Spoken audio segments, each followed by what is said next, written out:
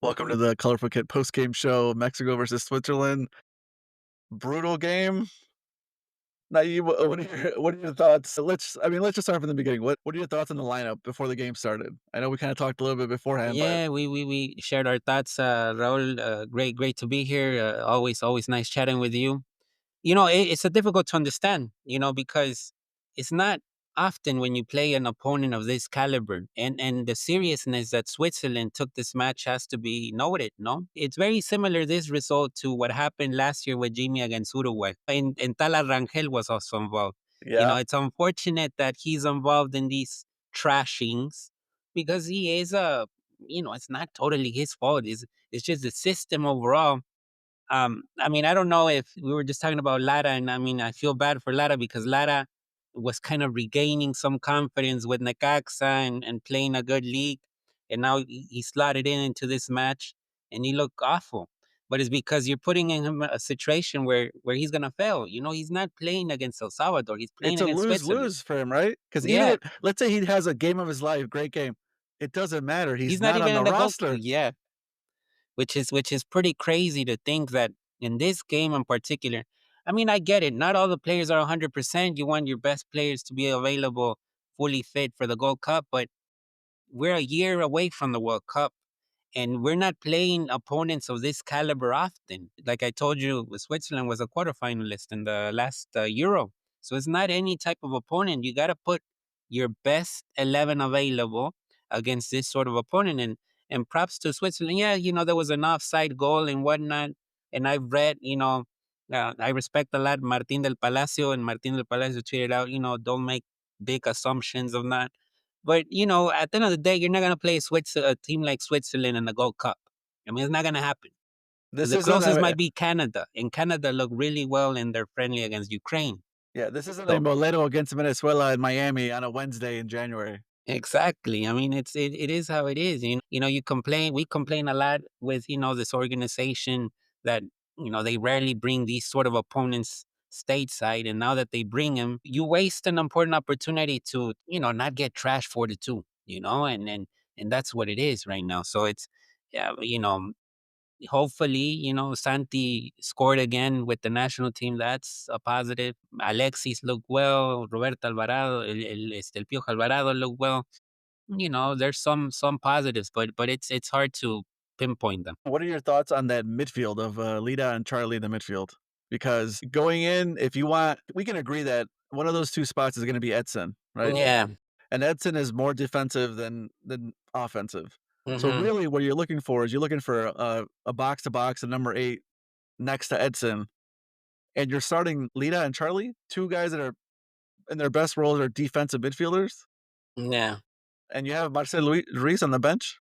Well, those are decisions from Vasco that I think he's won the right to feel some sort of power right now because the thing was horrible. And I think after the Nations League, he won some momentum, and now it's sort of starting all over again. And it's another fire just ignited right now, no? And how he's gonna solve that. The reality is that for El Tri, that one of its Achilles heels is midfield. No, we don't really have a standout in the midfield that can give you certitude that things are going to be all right. Like you said, Edson, it's a starter. We don't even know. He might actually play defense if Johan Vasquez is not ready for the Gold Cup in the first date. So it is a difficult option there. Maybe Marcel does win the role in the midfield, but we have to see if that's the case. But it wasn't a good showing from the midfield at all. No, it was pretty, not so much creativity, I would say, and it was very weak. Against an opponent like Switzerland, you're gonna pay the price. And early on in the game, I think the best part of Mexico's attack or anything going forward was when they skipped the midfield and went straight to Mateo Chavez on the left side. For the Yeah. first 15, 20 minutes, man, he was everywhere there looking good. And then that goal happened and everything kind of slowed down for the rest of the first half. But let's try to look at the bright spots. I mean, I think Mateo Chavez is one of the few bright spots for the Mexico today, especially being so young and just kind of throwing him out there against a good opponent, not a weak one, Yeah. not a crappy team. No, no, and I think it says, he's confident right now with the move to Europe. I think Acet Alkmaar, similar to Hector Moreno at one point. He went there to his first stop in Europe. So it's good to see another player make their move over there to Alkmaar.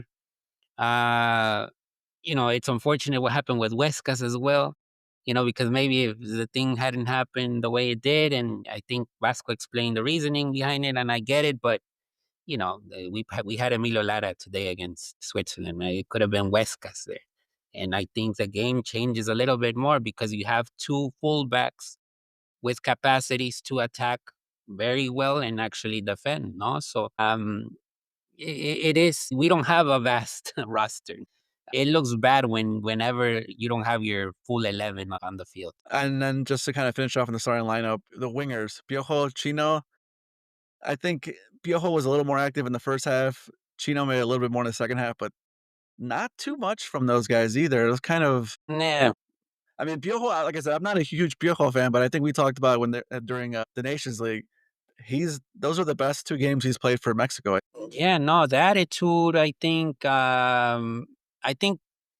in a game like today, your wingers need to be able to sort of move centrally a little bit more. And Alvarado does that better than Chino Huerta.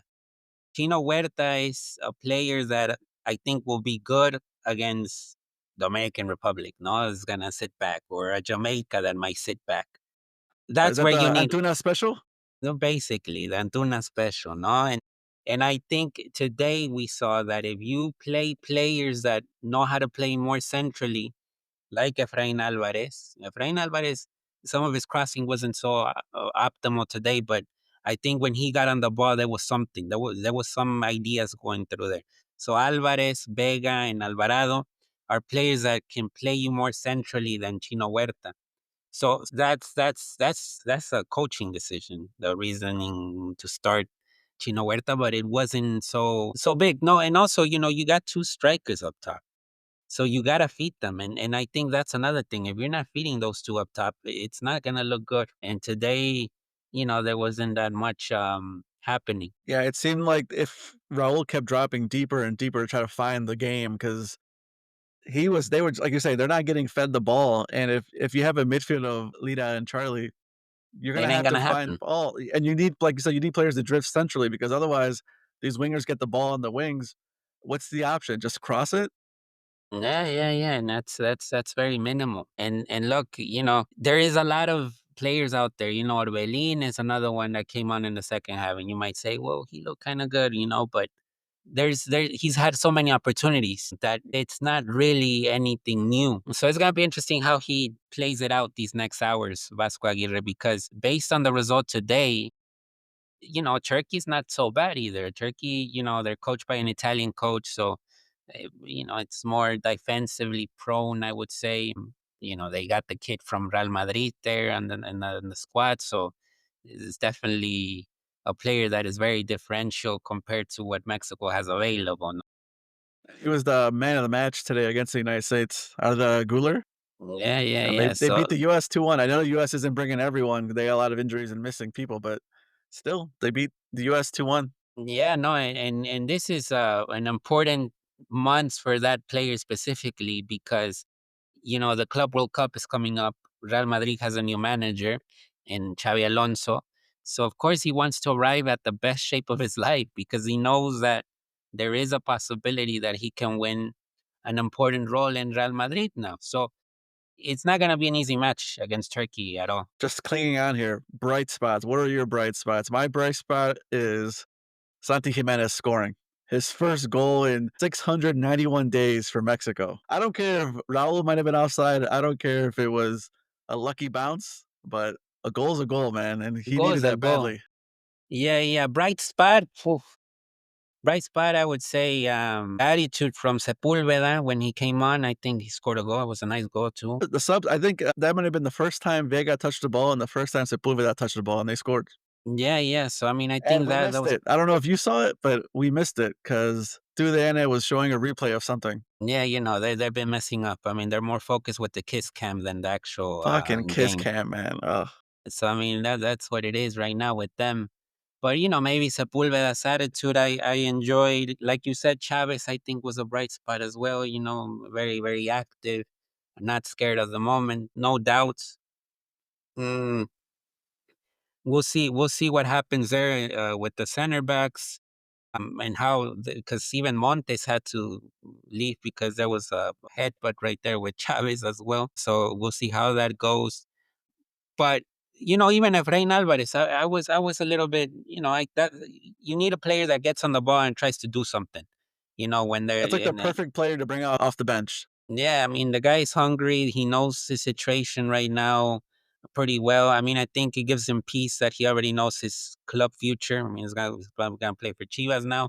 So now he's just focusing on legitimately winning a place in the World Cup. No, and I think he has a lot to win right now. Because, like I told you, I mean, I don't, Chucky Lozano is not in this roster. And that helps a little bit because if Chucky had been present, it's sort of like he's a starter, no? And then how do you bench Chucky Lozano?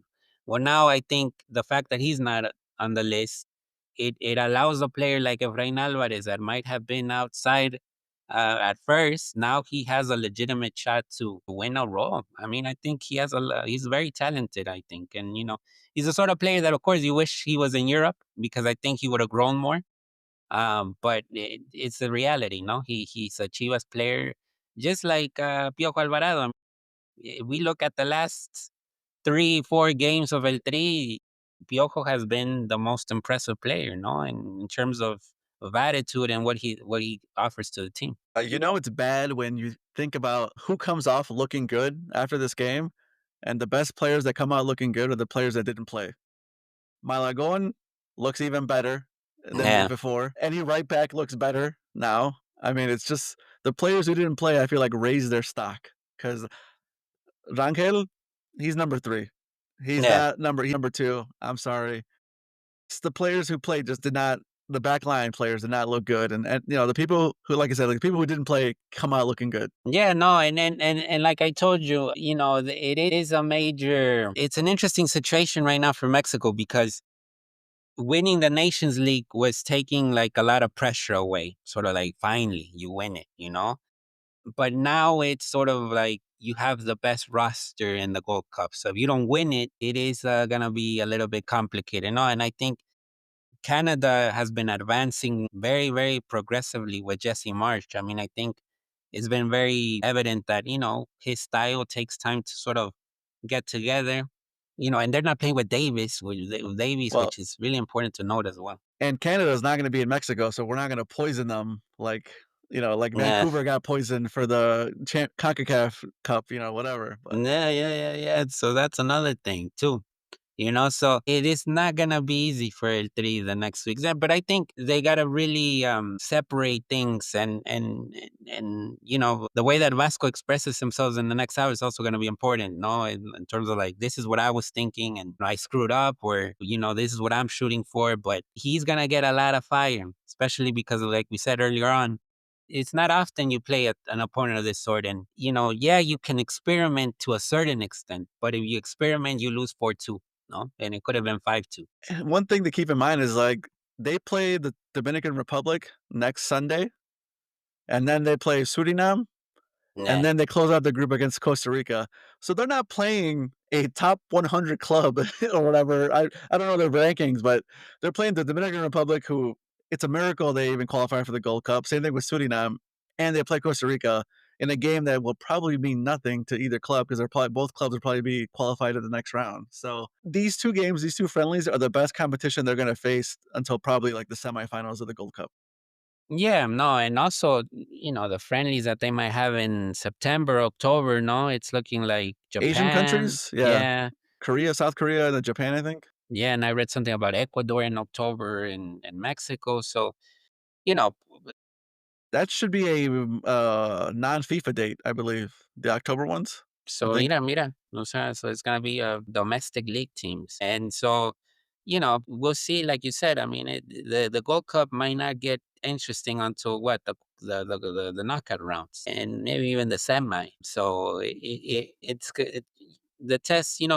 It's unfortunate also because I also understand. The players are coming off a long season, and so you don't want to put them there and get injured. But it's the timing also. No, I mean, treat the game with something to lose, no? And I think today Vasco did lose something. The momentum he built in the Nations League, he got not destroyed, but he got really hurt now with this result because people weren't expecting to lose 1-0 or 2-1, but not 4-2, no? And, like, just looking back at the game and just realizing this might sound counterintuitive, but Mexico did not play that badly, but every mistake they made, Switzerland capitalized on that mistake. Yeah. And granted, all these mistakes were made by the back four and the goalkeeper, so it's just worse, but, like, I don't think Mexico played that bad for the bulk of the game, but it just seemed like any little back pass they made or any little mistake, Switzerland scored. And that's what happens at elite levels, any little mistake can be a goal. Yeah, yeah. No, and then look, it felt similar to the game over there against River Plate, no? But that it was in Argentina. The rosters have nothing to do with this one and the one over there in Argentina, but the elemental things, the brain freeze or whatever. That's the thing. Studying the opponent well, what to expect is like.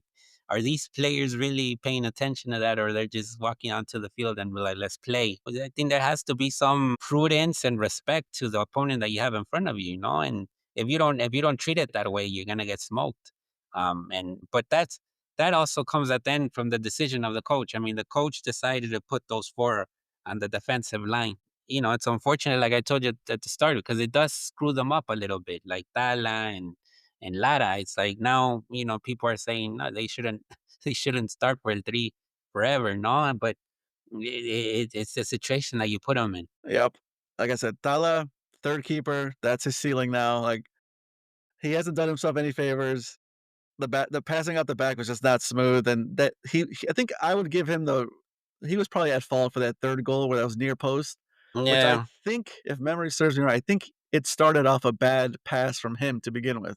Uh-huh. So, 3rd keeper for him, Lara not even on the roster, so who cares? Like, I don't know why he played 90 minutes. I don't Ramon know. Juarez, who from America, also he's not on the roster, and he came on. So there were several players that played that weren't on the Gold Cup roster. Yep, and then injuries, you got Edson coming into the midfield. 5 minutes later, "Hey, you're the center back now because Cachorro got banged up." I think he dropped the center back or maybe not. Either way, it was just like a bad game all around, and other than Santi scoring, nothing to really hang your hat on and say, "Well, at least this happened," or it's one thing if we lose 4-2, but we could say, "Hey, Gilberto Mora played 90 minutes, he played good." We don't have anything to point to that, you know? Yeah, yeah, no, and we'll see. I mean, like I told you, I think it's a good point what you bring up about the midfield. I mean, if you're starting Edson with Charlie, well, I don't know if that's inspirational, really. I mean, it might help against the Dominican Republic and all these opponents, but once it gets heated, against Canada. Right now, I think the team to beat will be Canada in the Gold Cup. We'll see how the U.S. evolves. You never know; they might improve, but I think the team to beat right now in the region is Canada. Well, it's like a good time as ever to end it right there. Mexico plays and one more thing I wanna just get off my chest here. Mexico plays today in Utah, 85 degrees, hot as shit. They fly to North Carolina. They play Turkey there Tuesday night. They fly back to the West Coast to open the Gold Cup Sunday in LA. Whoever planned this out needs to be fired. Oof. Come on, man. I mean, they don't think it that way, bro. I mean, they see the dollars, no. I mean, they assume that Charlotte is gonna be a good entrant. No, Yeah, but you plan it out better. At least, okay, play Carolina first, and then Utah, and then LA. yeah, Come on, man. And then the field was terrible today. Just come on. Mexico is prints money wherever they play. They should not have to play on these shitty fields, man. Do you remember the Alamo Dome when Mexico played the USA in the heck Alamo yeah. Dome? I was in several of those. And it was like a very close call that the game might have gotten canceled because of the turf. Yeah, yeah, I remember Piojo got really mad, because the pitch was just not worthy of a match, no, of a professional soccer match, no. And then Pulido had a hat trick that game. So, Yeah. well, anything else you want to say before we get out of here, Nayib? No, I think everything good, bro. Hopefully it's a good summer for it's a lot of games. The Club World Cup, Gold Cup, and so it should be fun. The Leagues Cup is coming up as well, and so that's something to add there too. And we'll see. But I think Vasco has a lot of work to do, and I think unfortunately the stuff that he was able to win in the Nations League right now got hurt a lot, and I don't know how he's gonna respond. Hopefully, he gets it back together real quick. Frustrating thing, it's a lot of these are just self-inflicted. Nah, that is it's Self-inflicted. a self-inflicted, Yeah. exactly. Alright, well, thanks for listening, guys. I'll probably get someone else, maybe Nayib, we'll see who else, but we'll probably try to do one of these after most of the Mexico games this summer. Until then, thanks, guys. Ciao.